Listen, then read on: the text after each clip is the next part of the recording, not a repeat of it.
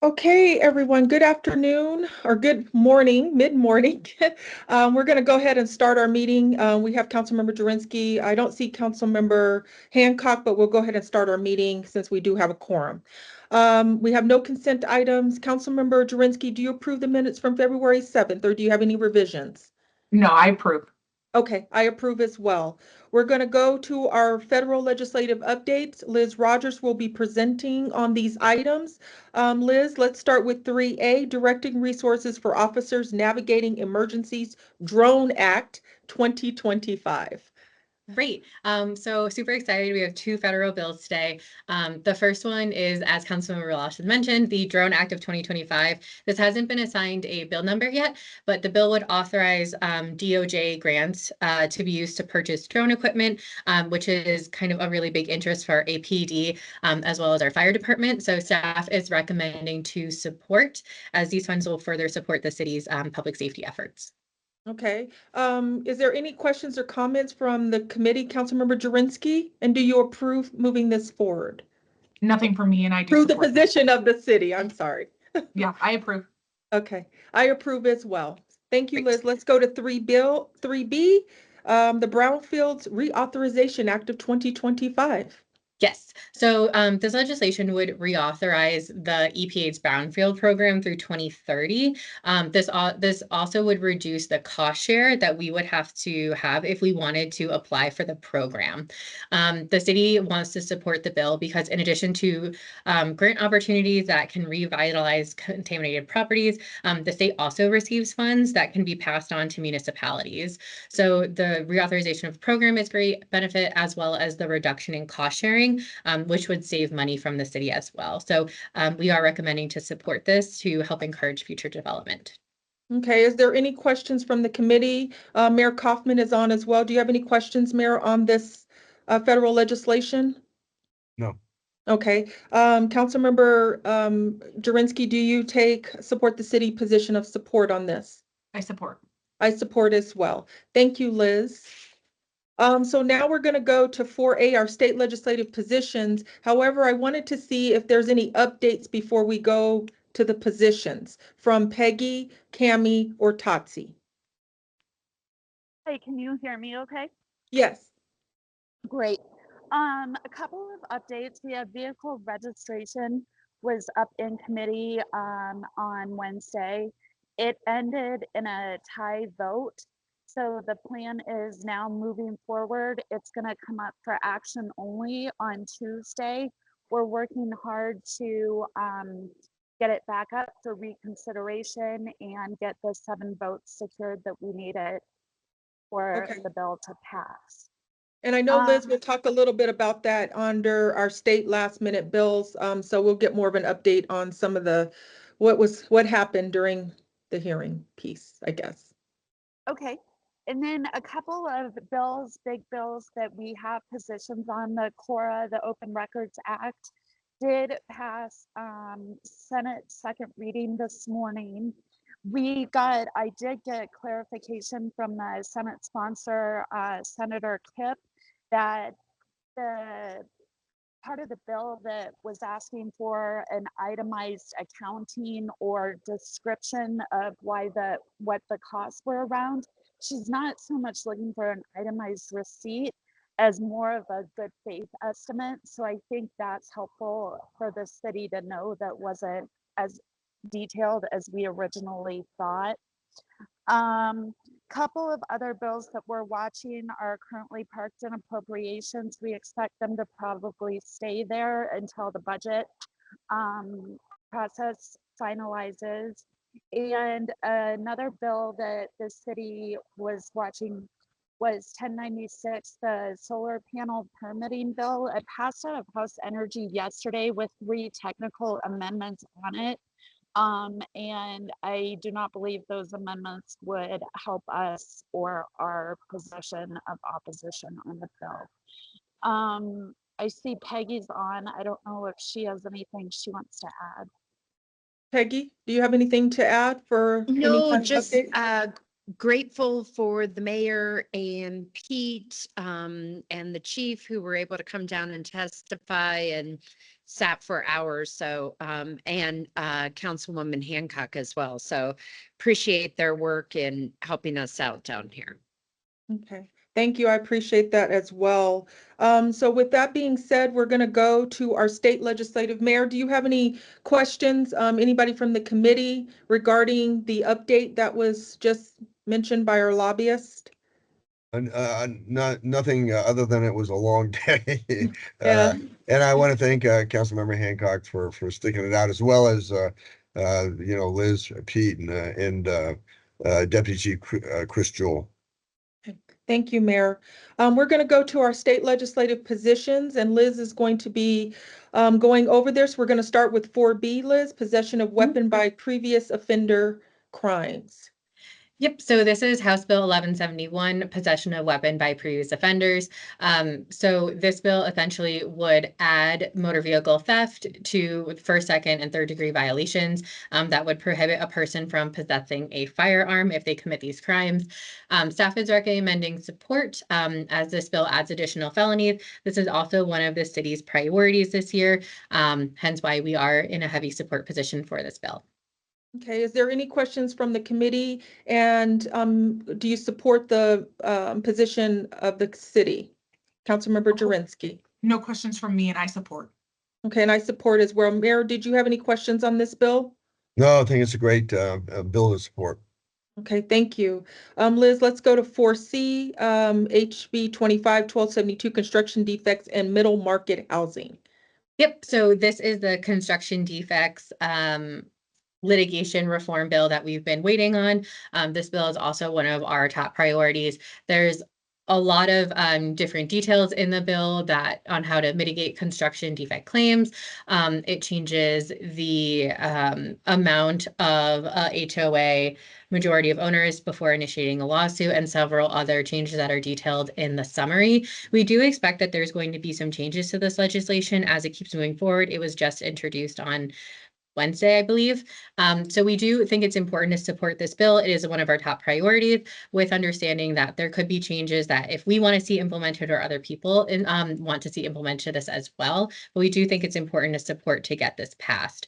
As this is our priority, the city is recommending a support, and then we will keep everyone on this committee updated with any amendments that come and change that could adjust our position. Okay, Councilmember Jurinsky, do you have any questions, and do you support the city's position of support on this bill? No questions, I support. Okay, and I support as well. Is there any questions from anybody who's online? Okay, thank you, Liz. We'll move next to 4D, HB 25-1195, first responder voter registration record confidentiality. So this bill would allow the removal of public records for firefighters, peace officers, volunteer firefighters, EMS professionals from public registration. This would be in an effort to help prevent doxing of workers' addresses. City staff recommends a support position as it would be beneficial to protecting our first responders, peace officers, and firefighters. And Liz, this is just kind of like the address confidentiality that they have for domestic violence. Okay, Correct. Similar. Okay. So Councilmember Jurinsky, do you have any questions? Do you support the city's position? No questions, I support. Okay, I support as well. Is there any other questions regarding this bill? Okay. Liz, we'll go to 4E, HB 25-1053, landowner immunity for emergency access to property. So we brought this bill up I think a month ago for an amendment position. We wanted to seek more clarification and carve out on explicitly making sure that municipalities were exempt from this. After we've had several conversations with the bill sponsors, we're pretty comfortable with the understanding that we no longer think a carve out is necessary. The bill sponsor explained that they are doing this in case of emergencies and want to make sure that it isn't too narrow so that more people can have access to land if there is an event of a fire or things of that nature. So with the understanding of that from the bill sponsor, we would like to recommend we change this position to monitor so that our lobbyists and staff can work on and prioritize other legislation. Okay, is there any questions from the committee? I see Councilmember Hancock is on and Councilmember Jurinsky to change the position from originally we had it as what, Liz? We had it as amend to monitor. I support monitoring. I support monitoring. I as also well. support monitoring. Okay, thank Yes. you. Wonderful. Is there any other questions regarding this bill from anybody who is online? Okay, that's it. We went through those pretty quickly. Yeah. Okay, Thank you all so much. thank you so much, Liz. So we're going to go to our water update. We have Kathy. Good morning. Let's see, for water update, I wanted to let you know that we are planning for staff to visit DC, and Water Week is happening, and so that'll be the week of April 6th. And then I think I have one other item for you, but that it belongs underneath Section 7 for a last minute state bill. Other than that, I don't have anything else. Okay, well, so we're going to go to our federal last minute bills. Is there any federal last minute bills that anyone knows about, wants to bring up to the committee? Okay, I hear none. Let's go to 7 state last minute bills. Kathy, we'll go ahead and start with you. All right, my last minute bill is House Bill 251009 for vegetative fuel mitigation. And this bill allows fire protection districts to establish a program requiring the removal of vegetative fuel on private property. And this bill, it has passed the House and it's been introduced in the Senate.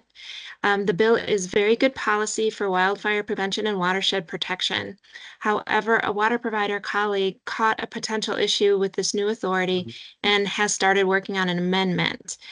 And so it caused us to review the bill. And the amendment would exempt water supply ditch owners from being required to remove vegetation by fire districts. The amendment would prevent unintended consequences to operation and maintenance of water supply ditches. And there could also be impractical requirements to removing vegetation along ditch easements, as some ditches are along prescriptive easements. Some may be very narrow or difficult to access. And so we think amending it is the right thing to do. And so the request to amend for an exemption might be similar in language to nothing herein is intended to require addressing vegetative fuel adjacent to a ditch that conveys decreed water rights or within the appurtenant easement within which the ditch is located. I believe the sponsors are aware of the concern and see this as a friendly amendment. And just as this issue was being recognized and being reviewed yesterday, we were not able to have it be part of today's FSAR packet. And so I'll need some guidance on next steps to email this amend position request, and then I believe confirm it at next FSAR. Okay, so from the policy, Liz, go ahead before I speak. Yeah, just wanted to give some clarification on what this process now looks like. So to do an email position, which we can do as a committee, we have to do a 24-hour notice of that. So after the notice, then Kathy and we will send out the email, BCC everyone. You would respond only to us, and then we would email out what the position final would be. After that, as Kathy mentioned, we would reconfirm that at the next Pfizer meeting. Okay, thank you for that clarification and giving us and George, go ahead. I was just going to say, do you need guidance before the next meeting, Kathleen? It would be helpful. This is good practice too, I guess, for me. We have so. Kathy, Well, I it may believe you be said good. Oh, I'm sorry. It may be good to do that because we did kind of change the way we're going to do this a little bit. Mhm. So I think the guidance would be good for anybody who wants to bring up something. I think that would just that clarification so we can just keep it in our minds and make sure how we're doing everything consistently and nothing would be different. Kathy, can you let the committee know where the bill is in the process? It's been introduced in the Senate, but it has not been scheduled for hearing yet. Okay. So that being said, if we want to wait to the next Pfizer meeting for the position, we can. If the committee would like to do an email position, we can do that as well. It's up to you, Chair Lawson. Okay, I would like to do the email position because we don't know, things go fast. So if we could do the email position and take the formal position at the next meeting, that's what I would like to do. Does the committee have anything to say about that, my direction on that? Councilmember Jurinsky? No. Okay, Councilmember Hancock? No, I'm in agreement with that. Thank Okay, you. okay, so that's how we will proceed. Okay, wonderful. We will get started on that immediately. Okay, so is there anything else, Kathy, from your side, from water, before I go on to any other state last minute bills and any clarification on anything? Other than on House Bill 25-1009, since it was fire related, I did let our fire chief know as well on the amend request. So Okay, other than that, that's it. okay, thank you so much. Liz, did you have anything on last minute bills that you wanted to go over? Since No, since we I talked? think Peggy and Tatsukimi gave a great update. Okay. I know with 112, we're working really hard and really diligently on that bill to make sure it gets through committee. So we want to thank you all for supporting us in that effort for that bill. But I don't have any additional updates at this time. Okay, is there anyone else on the call, Judge Day, anyone that has any last minute bills, anything they want to bring up in this area? Surprisingly so, Chair Lawson, I don't have anything, so Oh, okay, it's good to see you, Judge Day. as well. All right, so any miscellaneous matters for consideration from the committee? Okay, I don't hear anything on that. Our next meeting will be March 7th. It'll be from at 11 o'clock. It'll be in person, but it also will be hybrid as well. So with that, this meeting is adjourned. Thank you, everybody. Thank you. Have a Thank good you so weekend. much. Have a great weekend.